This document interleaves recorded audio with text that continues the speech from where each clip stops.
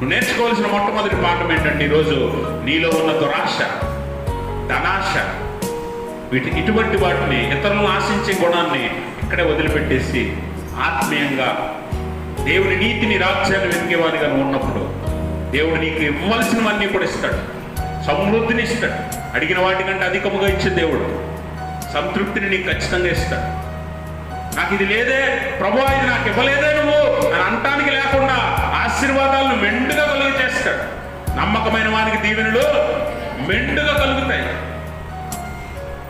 అటువంటి సమృద్ధిని, ఆశీర్వాదాన్ని నువ్వు పొందాలంటే నీలో దురాశ ఉండకూడదు. నువ్వేమి ఆశించకూడదు. దేవుడి నీతిని, రాజ్యాన్ని వెతుకు.